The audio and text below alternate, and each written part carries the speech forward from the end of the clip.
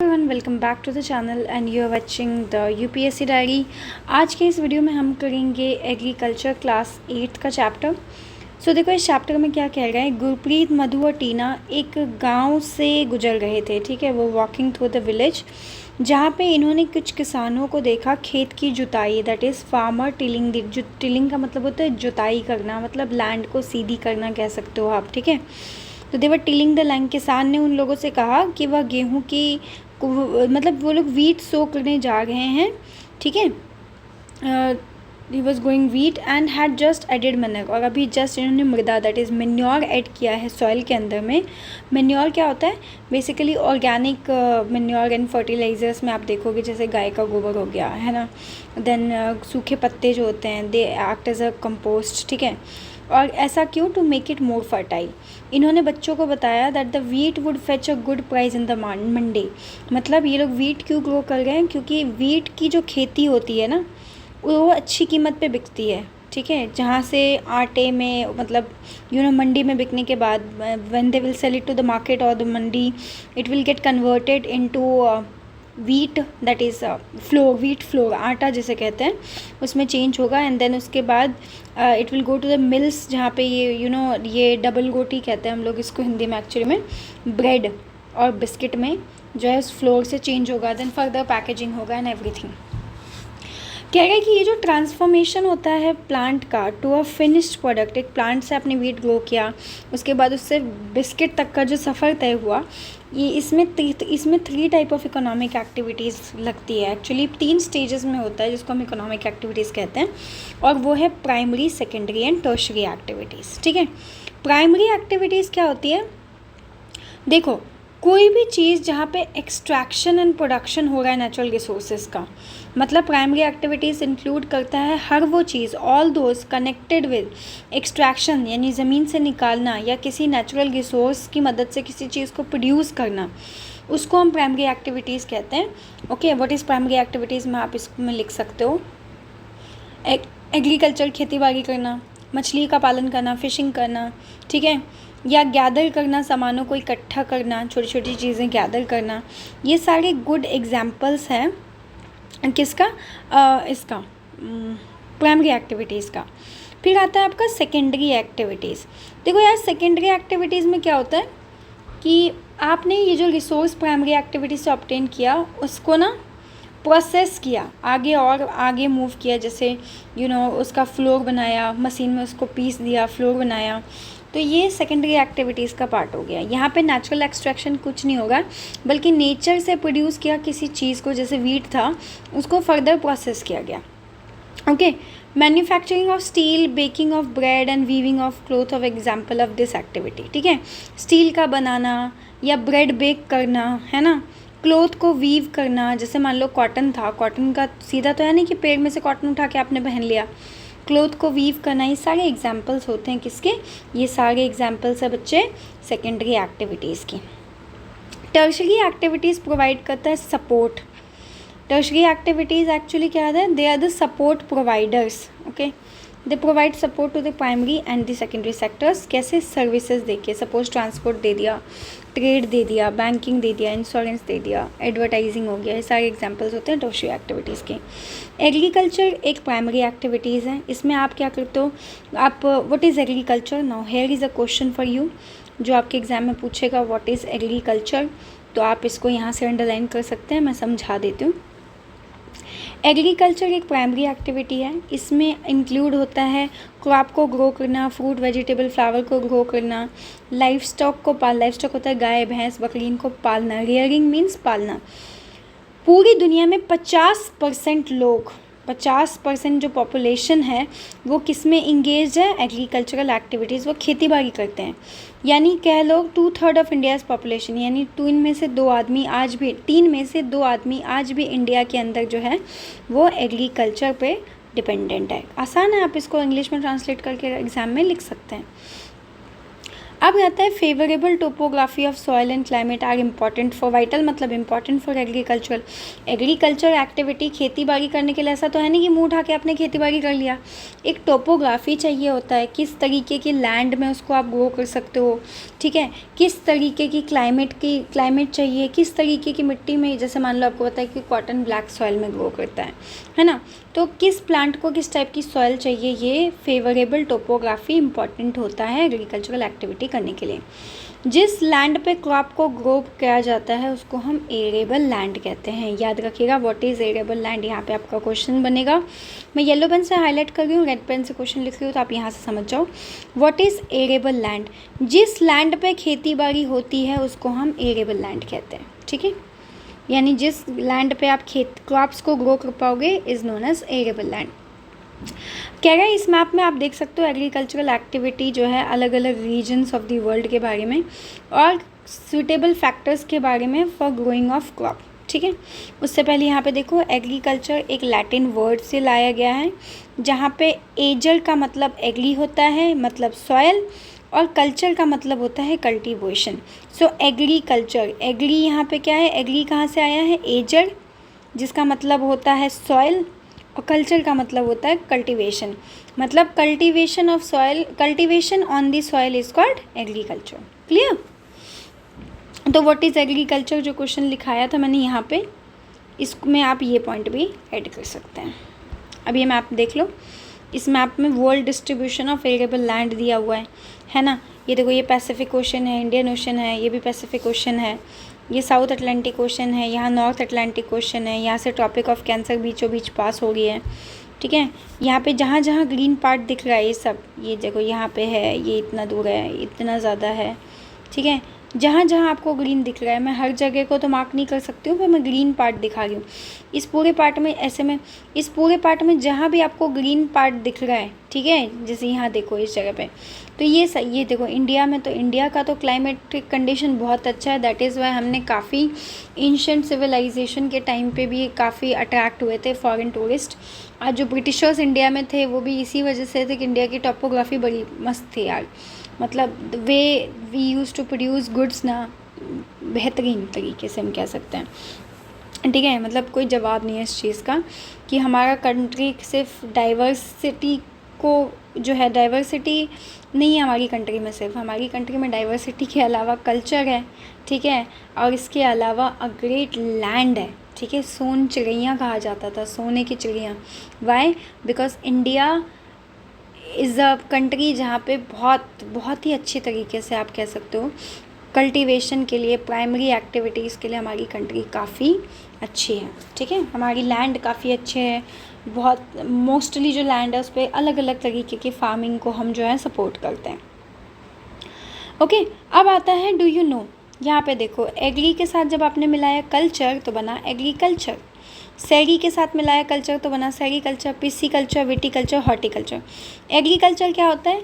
Art of cultivation on the soil, है ना, मिट्टी पे कल्टीवेशन करने का जो आर्ट होता है, क्रॉप को बड़ा करना या फिर लाइफ स्टॉक को पालना, इन सबको हम क्या कहते हैं? फार्मिंग, यानी एग्रीकल्चर को हम फार्मिंग भी कह सकते हैं। सेरीकल्चर का मतलब होता है बिजनेस करके पर्पज़ से, कमर्शियल मतलब बिजनेस के पर्पज़ से आप सिल्क वॉर्म को पाल रहे हैं, ठीक है, तो इसको सेरीकल्चर कहते हैं। बेसिकली फार्मर्स के इनकम को सप्लीमेंट करता है, मतलब आप फार्मर जो है क्रॉप ग्रो करने के अलावा सिल्क वॉर्म भी कर, सिल्क फार्मिंग, सेरीकल्चर भी कर सकता है in order to gets fetch extra money.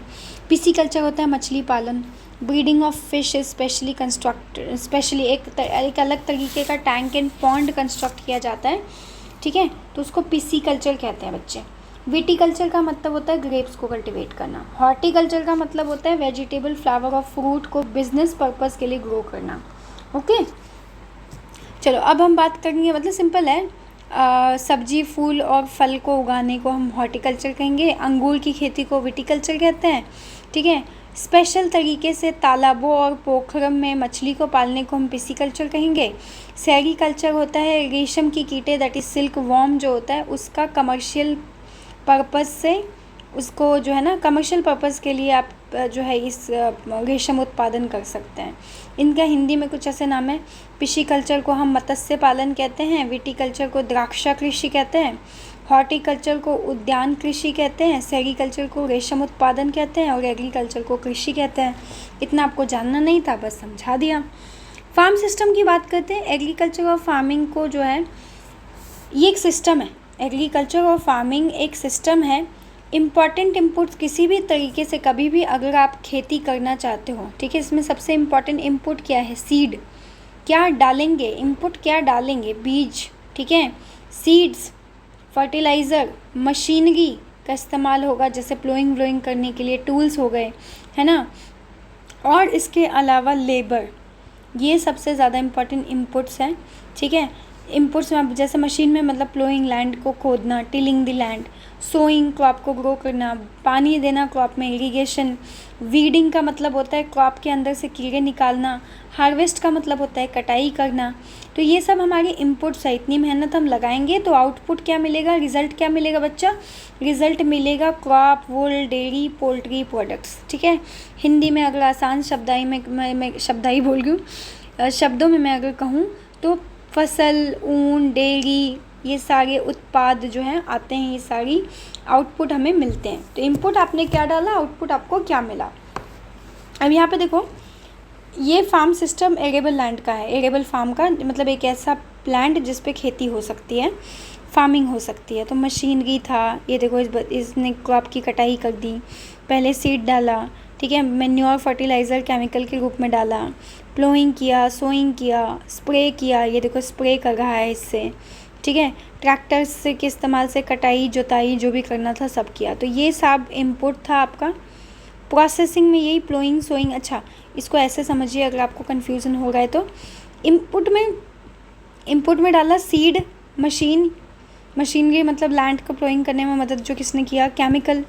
Processing के वक्त में आपने प्लो किया, सोइंग किया, स्प्रे किया ताकि वीड वगैरह कीड़े मकोड़े जो लगे हैं उनको हटा सकें। फिर कटाई किया तो जो रिज़ल्ट आया, दिस इज़ योर आउटपुट, ठीक है। ह्यूमन इनपुट्स में क्या है? इंसान क्या, physical and human farm inputs क्या क्या है? आपने स्टोर किया, ठीक है, ये फिज़िकल ह्यूमन इनपुट्स क्या है? स्टोर करना, लेबर लगाना, मशीनरी का इस्तेमाल करना, केमिकल्स डालना, ये सारे ह्यूमन इनपुट्स है, इंसान का दिया गया हुआ इनपुट। फिज़िकल इनपुट क्या है? जो हम नहीं देते लेकिन ज़रूरी है, that is sunshine, temperature, slope, soil, rainfall, ठीक है। अब आएंगे हम बात करने टाइप्स ऑफ फार्मिंग। तो देखो यार, टाइप्स ऑफ फार्मिंग में हम पढ़ेंगे फार्मिंग अलग अलग तरीके से पूरी दुनिया में प्रैक्टिस किया जाता है। ये डिपेंड करता है कि किस जोग्राफिकल कंडीशन, यानी कैसा टेम्परेचर, कैसा सॉयल, ठीक है, कैसा क्लाइमेट है, इस पे इसको जोग्राफिकल कंडीशन कहते हैं। डिमांड क्या है, किस क्रॉप की ज़्यादा डिमांड है, लेबर कितना चाहिए और लेवल ऑफ टेक्नोलॉजी कितना चाहिए। तो इस सब के बेसिस पे आपको मैं कहूँ तो अलग अलग तरीके से फार्मिंग को जो है क्लासीफाई किया गया है। एक है सबसिस्टेंस फार्मिंग, एक है कमर्शियल फार्मिंग। तो इसको अगर फ्लो चार्ट के तरीके से मैं आपको समझाऊं बच्चा, तो सिंपल है, आप लिखेंगे फार्मिंग के दो तरीके होते हैं। एक होता है आपका सबसिस्टेंस और दूसरा हमने अभी क्या पढ़ा था? कमर्शियल, ठीक है। सबसिस्टिंग के भी टाइप्स होते हैं, अभी ऊपर आके हम ये फ्लो चार्ट लिखेंगे। सबसिस्टेंस फार्मिंग देखो क्या होता है, पहले ये समझो। ये एक तरीके का फार्मिंग होता है जहाँ पे आप जो है फार्मर जो है क्यों ये प्रैक्टिस करता है? अपनी परिवार के नीड को पूरा करने के लिए। बाज़ार में बेचना उतना बड़ा इनका गोल नहीं होता है। Their goal is just to feed their family. तो इस तरीके की फार्मिंग को क्यों किया जाता है? फार्मर की फैमिली के नीड के लिए। ट्रेडिशनली पहले भी हमेशा से क्या हुआ है, लो लेवल ऑफ टेक्नोलॉजी, इसमें ज़्यादा टेक्नोलॉजी नहीं चाहिए, लो लेवल ऑफ टेक्नोलॉजी चाहिए, ठीक है। हाउस होल्ड लेबर मतलब घर के ही, परिवार के ही लोग जो है लेबर होते हैं, इस पे फार्म पे काम करते हैं और इन्हीं सब का इस्तेमाल करके ये लोग छोटा सा एक आउटपुट प्रोड्यूस करते हैं कि मान लो 100 किलो चावल ग्रो कर लिया, तो अब 1 साल 1.5 साल जो है कुछ नहीं करना पड़ेगा। 1 साल तो कुछ नहीं करना पड़ेगा, पूरी फैमिली को एटलीस्ट चावल और दाल तो मिल रहा है, भले कुछ मिले या ना मिले। तो इसको कहते हैं सबसिस्टेंस फार्मिंग, ठीक है। सबसिस्टेंस फार्मिंग को फर्दर 2 तरीक़ों में बांट दिया है, इंटेंसिव सबसिस्टेंस और प्रिमिटिव सबसिस्टेंस। ठीक है, अब बच्चा देखो इंटेंसिव सबसिस्टेंस और प्रिमिटिव सबसिस्टेंस के बारे में हम पढ़ेंगे। तो एक बार हम जो फ्लो चार्ट पे वापस चलेंगे और इसमें हम अपनी बातें लिख देंगे जो अभी हमने थोड़ी देर पहले लिखी थी। यहाँ पे हमने बनाए थे फ्लो चार्ट। सबसिस्टेंस में कौन कौन सा देखा हमने, एक तो था इंटेंसिव और दूसरा हमने क्या पढ़ा, प्रिमिटिव। ठीक है, अब इसको हम डीपली पढ़ेंगे। सबसिस्टेंस फार्मिंग समझ में आ गया। अब intensive subsistence agriculture. Intensive subsistence agriculture क्या होता है, फार्मर, अब यहाँ पे एग्जाम में क्वेश्चन आ सकता है what are the types of farming. तो याद रखना इंटेंसिव सबसिस्टेंस एग्रीकल्चर का मतलब है क्या है कि बच्चे जो फार्मर है ना, वो एक छोटा सा प्लॉट कल्टीवेट करेंगे सिंपल टूल्स की मदद से और ज़्यादा लेबर लगेगा। क्लाइमेट जो है उसमें क्या चाहिए, लार्ज नंबर ऑफ डेज चाहिए with sunshine and fertile soil चाहिए। समझ गए हो ना, मतलब धूप ज़्यादा टाइम तक रहे और सॉइल कैसी होनी चाहिए, फर्टाइल, मतलब मिट्टी ऐसी होनी चाहिए कि आसानी से, उपजाऊ ज़मीन कहते हैं फर्टाइल सॉइल को हिंदी में, ऐसी ज़मीन जिस पे आसानी से ऐसी सॉइल जिस पे आसानी से प्लांट ग्रो कर जाए।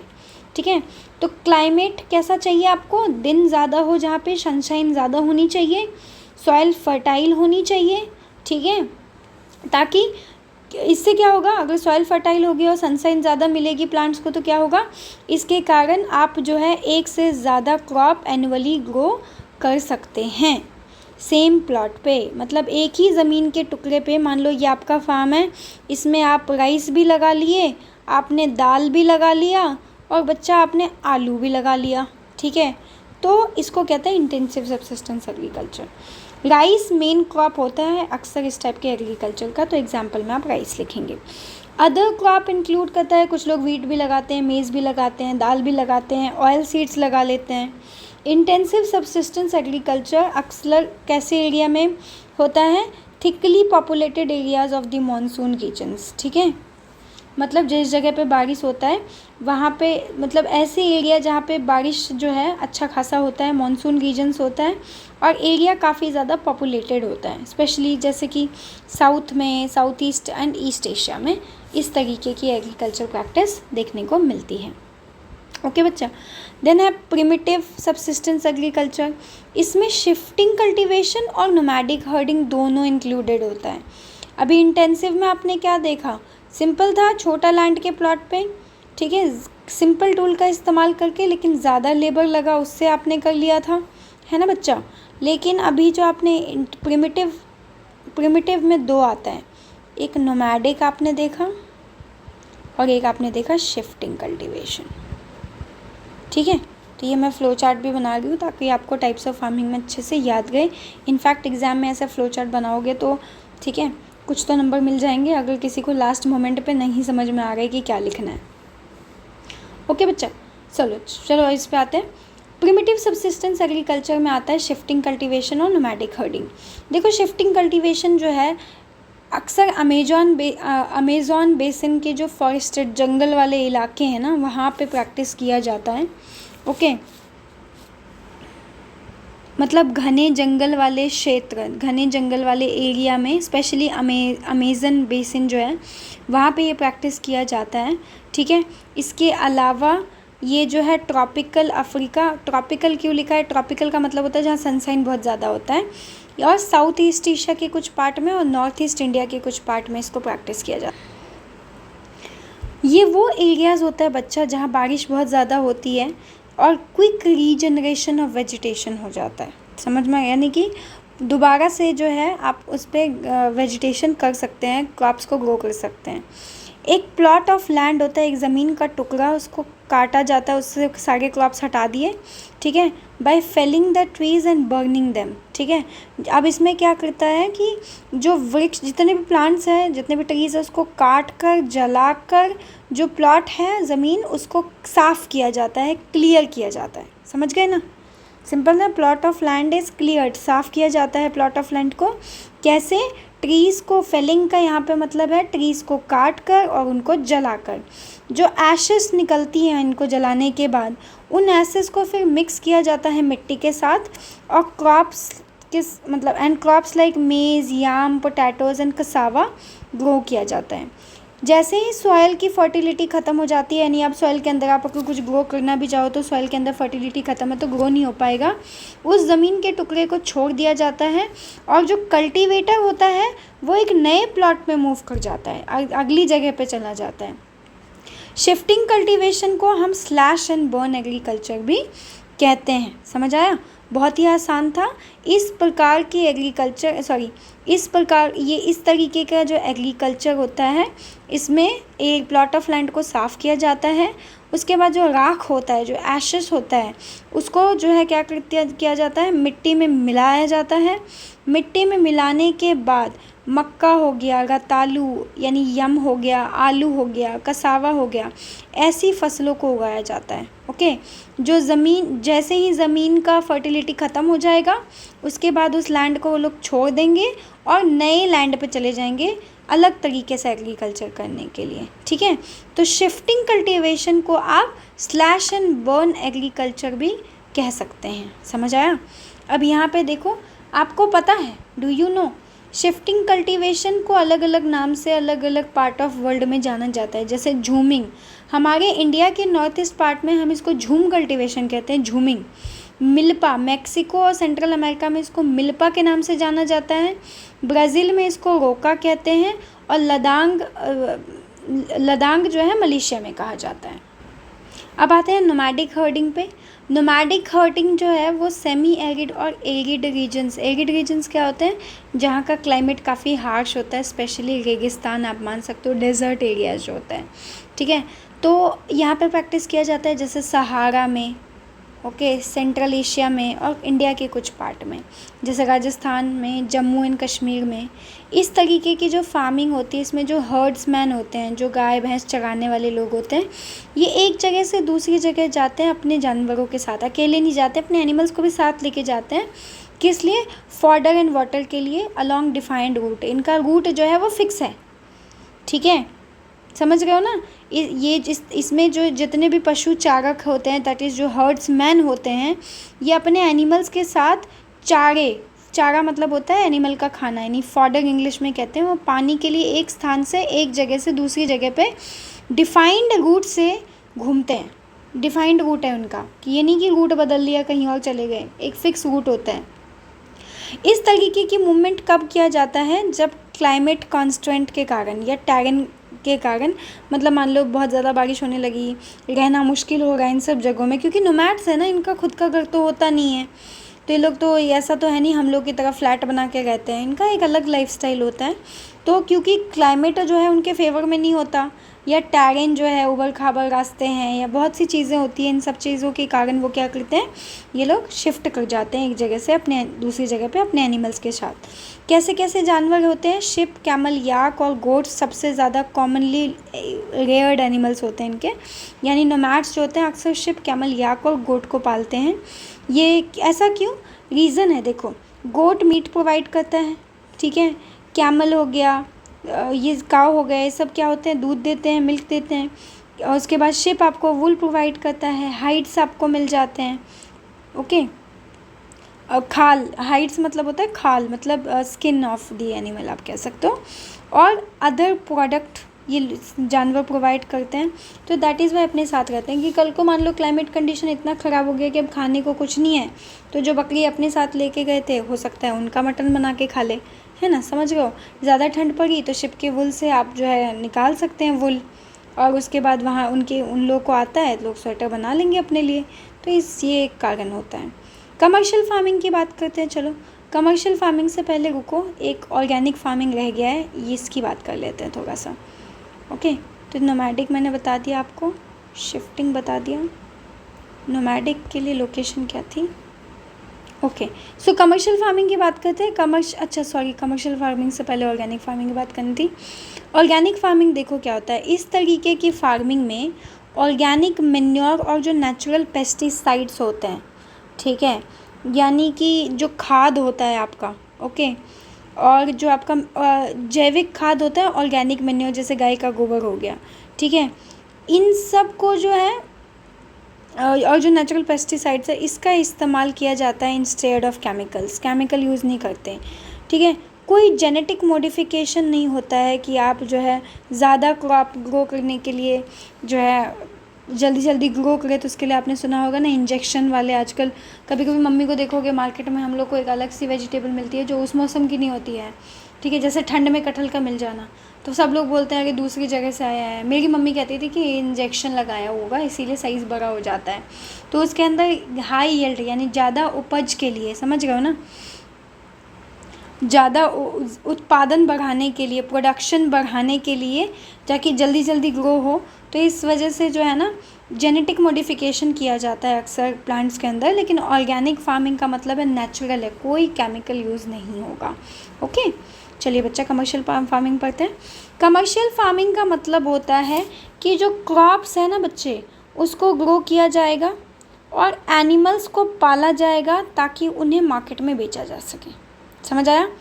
जो एरिया होता है, जिस एरिया पे आप कल्टीवेशन कर रहे हैं और जिसमें जो पैसा लगता है, मान लो आप खेती करोगे तो ऐसा तो है नहीं मुँह उठा के कर लोगे, आपको उसके लिए भी कैपिटल चाहिए, पैसा चाहिए, ठीक है, वो बहुत ज़्यादा होता है।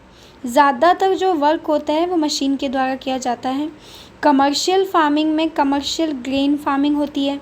मिक्स फार्मिंग की एक ही प्लॉट पे 4-5 अलग अलग क्रॉप्स को आपने ग्रो कर दिया। और प्लांटेशन एग्रीकल्चर हो गया, जैसे टी लगा लिया, कॉफ़ी लगा लिया। कमर्शियल ग्रेन फार्मिंग में क्रॉप्स को ग्रो किया जाता है कमर्शियल पर्पज़ के लिए। वीट एंड मेज को जो है कॉमन होते हैं, कमर्शियली ग्रोन ग्रेन्स होते हैं। मेजर एरियाज़ जहाँ पे कमर्शियल ग्रेन फार्मिंग होती है, मतलब सिंपल शब्दों में समझो, कमर्शियल ग्रेन फार्मिंग में क्या होता है, क्रॉप्स को ग्रो किया जाता है कमर्शियल पर्पज़ के लिए, यानी बेचने के पर्पज़ से। समझ आ रहा है आपको? तो अब इसमें क्या कह रहा है कि इसमें जो आपका कैपिटल लगता है वो ज़्यादा होता है, ये तो आपको पता ही है। क्रॉप्स कौन कौन से ग्रो किए जाते हैं बच्चे? वीट और मेज़ ग्रो किए जाते हैं, ठीक है, वीट एंड मेज़ ग्रो किए जाते हैं।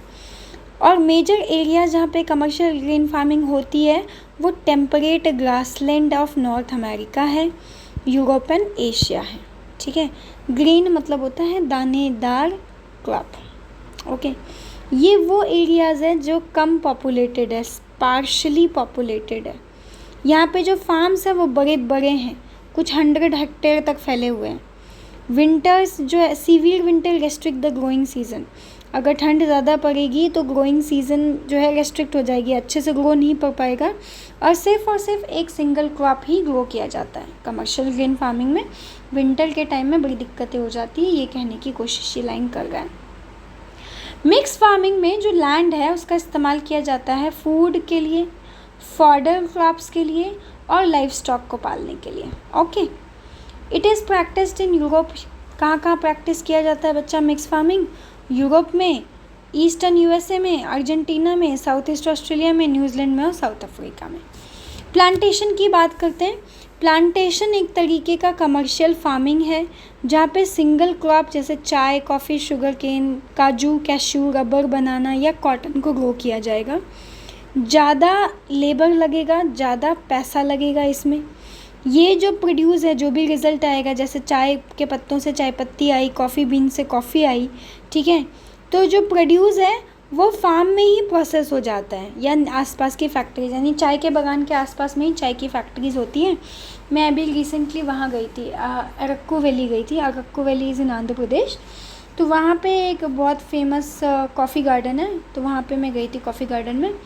तो जो कॉफ़ी गार्डन गई थी, अच्छा ये जो वीडियो है कॉफ़ी गार्डन वाली, वो आपको मेरे दूसरे चैनल टसल फॉर यूपीएससी में कल्याणम नाम का एक व्लॉग है, ठीक है, उस पे मिलेगा। उसके लास्ट में जाओगे तो आपको दिखेगा जो मैं कॉफ़ी गार्डन घूमने गई थी उसकी भी वीडियो है वहाँ पे, ओके। तो ये जो प्रोड्यूस है, ठीक है, तो जो चाय की, तो मैंने वहाँ पे क्या देखा कि कॉफ़ी की जो बागान थी उसके बगल में ही ना लोग, छोटी छोटी फैक्ट्रीज थी जहाँ पे कॉफ़ी के बागान से कॉफ़ी लाके फिर कॉफ़ी बनाया जाता था। चाय के लीव्स इकट्ठा करके चाय पत्ती का जो प्रोडक्शन है वहीं हो जाता था, ठीक है। इसके अलावा चाहिए अच्छा खासा ट्रांसपोर्ट नेटवर्क, यानी कि इस तरीके की फार्मिंग में आपको ट्रांसपोर्टेशन अच्छा चाहिए, क्योंकि आप जो है मान लो पहाड़ों पे होता है सपोज़ टी का ग्रोइंग, नॉर्थ ईस्टर्न रीजन्स में हो गया, तो वहाँ से नीचे दार्जिलिंग में होता है टी लीव्स, तो वहाँ से फिर एक जगह से दूसरी जगह ले जाने के लिए ट्रांसपोर्टेशन की डेवलपमेंट इज़ वेरी इंपॉर्टेंट, क्योंकि अगर रोड्स और रूट अच्छा नहीं होगा तो डेवलपमेंट और ट्रांसपोर्टेशन में काफ़ी दिक्कत आ जाएगी। मेजर प्लांटेशंस क्या क्या हैं? ये मेजर प्लांटेशंस जो है वो आपको tropical region of the world में देखने को मिलेगा, जैसे रबर मिलेगा मलेशिया में, कॉफ़ी मिलेगा ब्राज़ील में, टी मिलेगा इंडिया में और श्रीलंका में। ये कुछ एग्जांपल्स हो गए मेजर प्लांटेशन कहाँ कहाँ मिलेंगे। अब आते हैं मेजर क्रॉप्स के बारे में। यहाँ पे देखो बनाना प्लांटेशन की फ़ोटो दे रखी है। Major crops, a large variety of crops are grown to meet the requirement of the growing population. ठीक है, क्या कहने की कोशिश कर रहा है? कह रहा है कि बढ़ती हुई पॉपुलेशन की आवश्यकताओं को पूरा करने के लिए अलग अलग तरीके के अलग अलग प्रकार की फसलें उगाई जाती हैं। जो फसलें होती हैं वो क्या करती है, क्रॉप्स जो होती हैं यानी फसल जो होती है ये रॉ मटेरियल प्रोवाइड करती है एग्रो बेस्ड इंडस्ट्रीज़ के लिए। मेजर फूड क्रॉप्स क्या क्या है? वीट है, राइस है, मीज़ है और मिलेट्स हैं। जूट और कॉटन फाइबर क्रॉप्स होते हैं। ठीक है, एग्जाम्पल में पूछ सकता है एमसीक्यू में कि what are fibre crops, 4 example दिया तो आपको याद रखना है। जूट एंड कॉटन जो होते हैं बच्चे वो फाइबर क्रॉप्स होते हैं। इम्पॉर्टेंट बेवरेज क्रॉप्स, पीने के लायक, जो बेवरेज का मतलब क्या होता है आपको पता ही होगा, हम लोग कोका कोला बेवरेज समझते थे पहले, और भी हो गया, कॉफ़ी हो गया, टी हो गया। तो ये जो आपके बेवरेज क्रॉप्स होते हैं, ठीक है, ये सारे के सारे बेवरेज को हिंदी में पेय फसल के, एक मिनट, अगर आपको हिंदी आती होगी तो पता होगा, इट्स पेय फसल कहते हैं इसको, पेय फसल। ठीक है, खैर, jute and cotton fibre crops है और बेवरेज क्रॉप्स आपके इंडिया में क्या है? टी एंड कॉफ़ी है। चावल की बात करते हैं। चावल मेजर फूड क्रॉप है दुनिया का। ये एक स्टेपल डाइट है ट्रॉपिकल एंड सब ट्रॉपिकल रीजन्स का। राइस को हाई टेम्परेचर, हाई ह्यूमिडिटी और रेनफॉल चाहिए। ये अलुवियल या क्लेई सॉइल में बेस्ट ग्रो करते हैं क्योंकि उसमें वाटर होल्डिंग कैपेसिटी होती है इन मिट्टियों में। चाइना जो है, चावल की सबसे ज़्यादा खेती चाइना में होती है, उसको फॉलो करता है इंडिया। चाइना के बाद सेकेंड नंबर पे इंडिया, फिर जापान, फिर श्रीलंका और इजिप्ट कह सकते हो। In favourable climatic condition as in West Bengal and Bangladesh 2 to 3 crops are grown in a year. क्या है ऐसा क्लाइमेटिक कंडीशन? फेवरेबल मतलब जो 2-3 क्रॉप्स को के लिए अच्छा होता है। तो वेस्ट बंगाल और बांग्लादेश ऐसे रीजन्स हैं वर्ल्ड में जहाँ पे एक साल में 2 या 3 क्रॉप भी ग्रो कर दिया जाता है। वीट की बात करते हैं। वीट को मॉडरेट टेम्परेचर चाहिए, ठीक है, और बारिश भी चाहिए ग्रोइंग सीजन्स में, सनशाइन भी चाहिए। हार्वेस्ट, फसल कटाई से पहले उनको अच्छा खासा सनशाइन चाहिए। ठीक है, तो क्या है ये बेस्ट रिजल्ट कब देता है? थ्राइव्स बेस्ट का मतलब है, थ्राइव बेस्ट का मतलब होता है इसका जो प्रोडक्शन है, ठीक है, इसका जो आपका सिंपल शब्दों में, आसान शब्दों में मैं अगर कहूँ, इसकी जो विकास है, इसका जो डेवलपमेंट है, इसका जो ग्रोथ है, ठीक है, वो अच्छे तरीके से कब होता है? जब वो लोमी सॉइल में ग्रो किया जाता है। वीट जो है USA, Canada, Argentina, Russia, Ukraine, Australia और इंडिया में ग्रो किया जाता है। भारत में वीट विंटर में ग्रो किया जाता है and that is why I guess it is known as kharif नहीं, राबी, इसको राबी क्रॉप भी कहते हैं। Wheat is a rabi crop, okay. Kharif and rabi आप पढ़ोगे, नहीं पढ़ा है तो। Let's talk about millets. Millet को आप कोर्स ग्रेन्स कह सकते हो। कोर्स ग्रेन्स क्यों कहते हैं? मतलब ये मोटे अनाज, कोर्स ग्रेन मतलब मोटा अनाज, कोर्स ग्रेन। और इसको आप लेस फर्टाइल, कम फर्टाइल सॉइल में भी ग्रो कर सकते हो या सैंडी सॉइल में। सैंडी सॉइल क्या होता है? ऐसा सॉइल जिसमें सैंड की जो मतलब कह सकते हो बालू, सैंड ज़्यादा होता है, जो सॉइल है उसमें सैंड की क्वांटिटी ज़्यादा होती है, उसमें भी आप ग्रो कर सकते हो मिलेट्स को। ठीक है, ये एक हार्डी क्रॉप होता है। ठीक है, हार्डी क्रॉप मतलब ये एक ऐसी फसल है जिसमें बारिश कम हो, ठीक है, और जो टेम्परेचर है वो मीडियम चाहिए, इसको मध्यम तापमान कहते हैं इसको। ठीक है,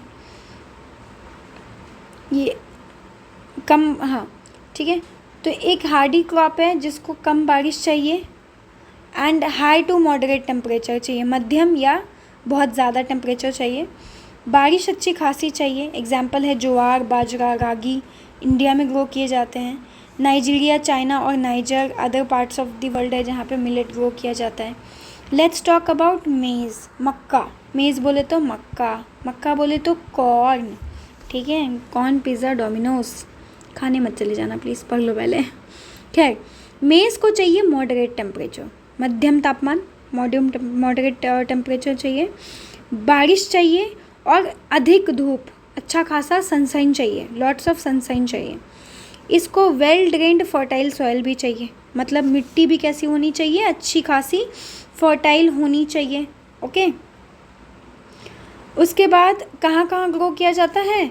नॉर्थ अमेरिका में बच्चा, ब्राज़ील में, चाइना में, रशिया में, कनाडा में, भारत में और मेक्सिको में। ओके, आपको पता है मेज को कॉर्न भी कहा जाता है। अलग अलग कलरफुल वैरायटी ऑफ मेज जो है पूरी दुनिया में पाई जाती है। कॉटन की बात करते हैं। कॉटन को बहुत अच्छा टेम्परेचर चाहिए, हाई टेम्परेचर चाहिए, खूब गर्मी वाला टेम्परेचर। बारिश कम चाहिए भैया, 210 फ्रॉस्ट फ्री डेज चाहिए, यानी अराउंड 200 एंड कितना टोटल 210 फ्रॉस्ट फ्री डे चाहिए। What is the meaning of Frost free days? मतलब चमकीली धूप, लॉट्स ऑफ सनशाइन, ठीक है। उसके बाद 10 फ्रॉस्ट फ्री डेज चाहिए। ओके, ये जो होती है आपकी best black and alluvial soil में ग्रो करती है। China, USA, India, Pakistan, Brazil और इजिप्ट ये जो लीडिंग प्रोड्यूसर्स है कॉटन के। It is one of the main raw material for the cotton textile industry. Interesting fact सुनो, कॉफ़ी प्लांट किसने डिस्कवर किया था? क्या क्या अलग अलग वर्जन्स है about the discovery of coffee. ऐसा माना जाता है कि 850 AD में काल्दी नाम का एक अरब गोट हर्डर था। गोट हर्डर मतलब बकरी चराने वाला था, ठीक है, जो कि काफ़ी पजल हो गया था by the queer antics of his flock, ठीक है। मतलब क्या कहना चाह रहा है, देखो ये कहना चाह रहा है कि कॉफ़ी की खोज के विषय में अगर मैं बात कहूँ तो 850 AD में काल्दी नाम का एक अरबवासी जो बकरी चराने वाला था, अपनी बकरियों की अनोखी उछल कूद और हरकतों को देखकर परेशान था, ठीक है। तो वही लिखा हुआ है, Kaldi an Arab goat herder was puzzled by the queer antics of his flock, मतलब बकरियों की जो उछल कूद की हरकतें थी उससे परेशान था। एक दिन उसने भी उस सदाहरित पौधे को फलियों को चक्कर देखा। उसने भी उस एवरग्रीन बश पे, मतलब एक ऐसा प्लांट जिस पे खूब सारे बीड्स लगे हुए थे, खूब सारे बेरीज लगे हुए थे, उस बेरी को चखा, ठीक है, जो कि वो उनकी बकरियां खा रही थी, जिसे उसकी बकरियां प्रतिदिन रोज़मर्रा पे खाया करती थी, ठीक है। उसने आनंद के भाव का अनुभव करने के बाद अपनी खोज के विषय में संसार को बताया। On experience a sense of acceleration he proclaimed his discovery to the world. ये है कॉफ़ी की कहानी। चलिए बच्चा, जूट के बारे में पढ़ते हैं। जूट को हम गोल्डन फाइबर कहते हैं। ये अलुवियल सॉइल में ग्रो करता है और इसको हाई टेम्परेचर चाहिए, हैवी रेनफॉल चाहिए और ह्यूमिड क्लाइमेट चाहिए। ह्यूमिड क्लाइमेट मतलब समझ गए ना, amount of water vapour present on the atmosphere should be अच्छा खासा हाई। ये जो क्रॉप है ये ट्रॉपिकल एरियाज़ में ग्रो किए जाते हैं, ट्रॉपिकल एरिया जहाँ सनसाइन अच्छी खासी होती है। इंडिया और बांग्लादेश लीडिंग प्रोड्यूसर्स हैं जूट के। कॉफ़ी को वार्म एंड वेट क्लाइमेट चाहिए, गर्मी चाहिए और थोड़ी सी वेट क्लाइमेट चाहिए, यानी कि मतलब समझ गए ना, वेट क्लाइमेट जैसे बारिश के जस्ट बाद का मौसम कह सकते हो। और लोमी सॉइल चाहिए, वेल ड्रेन्ड लोमी सॉइल चाहिए। जो पहाड़ के स्लोप्स होते हैं ये ज़्यादा सूटेबल होते हैं for the growth of this crop. Hill slopes are the most suitable for the growth of this crop. Brazil जो है एक लीडिंग प्रोड्यूसर है जिसको फॉलो करता है कोलंबिया एंड इंडिया। टी की बात करते हैं। चलो, टी एक बेवरेज क्रॉप है जो कि प्लांटेशन में ग्रो किया जाता है। इसको कूल क्लाइमेट चाहिए और अच्छा खासा high rainfall, well distributed high rainfall चाहिए पूरे साल for the growth of its tender. Well distributed मतलब समय समय पे इसको रेनफॉल चाहिए होता है, ओके। इसके अलावा इसको लोमी सॉइल चाहिए और जेंटल स्लोप चाहिए। लेबर चाहिए लार्ज नंबर, ठीक है, जो कि पत्ते जो है निकाल सके, they can pick the leaf. Kenya, India, China, Sri Lanka जो है best quality of tea in the world प्रोड्यूस करते हैं, ठीक है। So now next is agricultural development. देखो एग्रीकल्चरल डेवलपमेंट से कह रहा है कि जो कृषि का विकास है, ठीक है, वो विद पॉपुलेशन जैसे जैसे बढ़ती मांग हो रही है, मतलब पॉपुलेशन ज़्यादा हो रही है, डिमांड ज़्यादा हो रही है, तो उसको फुलफ़िल करने के लिए एग्रीकल्चरल डेवलपमेंट भी ज़रूरी है, ताकि प्रोडक्शन जो है उसको सही डायरेक्शन में, ठीक है, आप बढ़ा सकें। To increase farm production in order to meet the growing demand of increasing population. इसको अचीव किया जा सकता है अलग अलग तरीके से, जैसे आपने क्रॉप एरिया, उन क्षेत्रों को जहाँ पे क्रॉप ग्रो किया जाता है उसको बढ़ा दिया, नंबर ऑफ़ क्रॉप्स ग्रोन वो बढ़ा दिया, इरिगेशन फैसिलिटी अच्छी कर दी, फर्टिलाइज़र और high yielding variety of seeds अच्छी कर दी। मैकेनाइजेशन ऑफ एग्रीकल्चर एक इम्पॉर्टेंट एस्पेक्ट होता है एग्रीकल्चर डेवलपमेंट का। Ultimate aim of agriculture development क्या होता है? फूड सिक्योरिटी को बढ़ा देना। एग्रीकल्चर अलग अलग समय पे, अलग अलग जगहों पे, अलग अलग पार्ट्स ऑफ वर्ल्ड में डेवलप हुआ है। डेवलपिंग कंट्रीज़ जिसमें पॉपुलेशन ज़्यादा हो वो जनरली इंटेंसिव एग्रीकल्चर फॉलो करती है, जहाँ क्रॉप्स जो है छोटे से होल्डिंग, छोटे से लैंड पे ग्रो किया जाता है, mostly for subsistence. Large holdings mostly for subsistence मतलब जीने के लिए। Larger holdings are more suitable for commercial agriculture. बड़ी बड़ी लैंड क्या किस लिए होती है? कमर्शियल एग्रीकल्चर की। आपका अल्टीमेट एम ही है कि आप ग्रो कर रहे हो ताकि आप बेच सको, जैसा कि यूएसए, कनाडा और ऑस्ट्रेलिया में होता है। समझ गए हो ना? मतलब क्या कहना चाह रहा है कि कृषि का जो डेवलपमेंट है वर्ल्ड के अलग अलग पार्ट में अलग अलग टाइम पे हुआ। ज़्यादा पॉपुलेटेड और डेवलपिंग कंट्रीज़ जो होती है वो अक्सर क्या होती है? सबसिस्टेंस फार्मिंग करती है जीने के लिए, रहने के लिए। जहाँ लाइक आप वही कह रहे हैं, जो बड़ी लैंड होती है उस पे आप कमर्शियल फार्मिंग करते हो। क्यों करते हो? ताकि आप जो है पर्पस क्या होता है? बिजनेस पर्पस, ताकि आप बेचो और आपको अच्छा खासा पैसा मिले। क्या है इन दो केसेस के with the help of 2 case studies of farms, one from India and the other from the USA, let us understand about agriculture in the developing and a developed country. उससे पहले एक बार देखते हैं, आपको पता है फूड सिक्योरिटी तब exist करता है जब सारे लोग सारे समय पे उनको सफिशिएंट फूड मिल गया है, सेफ़ एंड न्यूट्रिशियस फूड मिल गया है, ताकि वो अपने डाइटरी नीड्स को मीट कर सके। और फूड प्रेफरेंसेस जो है क्या, उनकी जो फूड प्रेफरेंसेस होती है कि उन्हें क्या खाना है, क्या पसंद है, वो चॉइस भी उनके पास हो ताकि वो एक एक्टिव एंड हेल्दी लाइफ जी सके। इसको कहते हैं food security. Let's talk about a farm in India. क्या एक छोटा सा विलेज है आदिलाबाद, गाज़ीपुर डिस्ट्रिक्ट, उत्तर प्रदेश में। मुन्ना लाल का एक छोटा सा फार्मर है एक गाँव में, जिसके पास 1.5 हेक्टेयर का लैंड है। उसका हाउस जो है गाँव के मेन सेंटर पे है। उसने high yielding variety of seed खरीदा मार्केट से और हर साल वो ख़रीदता भी है। जो लैंड है उसकी फर्टाइल है और वो ग्रो करता है 2 क्रॉप एक साल में, जो कि नॉर्मली वीट या राइस होती है या दाल होती है। जो फार्मर है वो और जो उसके दोस्त हैं वो उससे एडवाइस लेने आते हैं और एल्डर्स भी उससे एडवाइस लेने आते हैं, साथ में as well as government agriculture officers regarding farming practices. क्या जो मतलब उससे नहीं, जो फार्मर है अक्सर कहाँ से एडवाइस लेते हैं? उस एडवाइस ऑफिस अपने दोस्तों की मदद से, एल्डर की मदद से, गवर्नमेंट एग्रीकल्चर ऑफिसर की मदद से फार्मिंग प्रैक्टिसेस के बारे में जानते रहते हैं। उसने एक ट्रैक्टर रेंट पे लिया है ताकि वो अपनी फील्ड को प्लो कर सके। Though some of his friends still use traditional method of using bullock for ploughing, there is a tubewell in the nearby field which he takes on rent to irrigate his field. Okay बच्चा, मुन्ना लाल के पास 2 भैंसें हैं, 2 buffalo है और कुछ hence भी हैं। वो इस मिल्क जो है बेच देता है कोऑपरेटिव स्टोर पे, जो कि उसके घर के पास के शहर में है। वो एक कोऑपरेटिव सोसाइटी का मेंबर है जो कि एडवाइस करता है type of fodder for his animals की जानवर को किस तरीके का खाना देंगे आप। सेफ्टी मेजर्स बताता है कि किस तरीके से आप अपने जानवरों का भी हेल्थ का ध्यान रख सकते हैं, और आर्टिफिशियल इंसेमिनेशन के बारे में बताता है। सारे मेंबर्स उसके फैमिली के जो है उनको अलग अलग फार्म एक्टिविटीज़ में मदद करते हैं। कभी कभी वो जो है बैंक से क्रेडिट उधार भी लेता है या एग्रीकल्चरल कोऑपरेटिव सोसाइटी से भी उधार लेता है ताकि वो HYV सीड्स को ख़रीद सके और उसका जो है इम्प्लीमेंट कर सके। वो अपने प्रोड्यूस को मंडी में, जो कि उसके नियर बाय टाउन में, वहाँ पे जाके बेचता है। ज़्यादातर मेजॉरिटी ऑफ द फार्मर्स जो है उनके पास स्टोरेज फैसिलिटी नहीं है, तो उनको जो है प्रोड्यूस जो भी वो उपजाऊ जो भी वो ग्रो करते हैं उनको मार्केट में बेचना पड़ता है उनको, क्योंकि उनके पास स्टोरेज नहीं है। और तब भी बेचना पड़ सकता है जब कि मार्केट फेवरेबल नहीं होता है, मतलब मार्केट में अच्छी प्राइस नहीं चल रही उस क्रॉप की, पर स्टोरेज नहीं है, ख़राब होने से अच्छा है कम पैसों में बेच दो।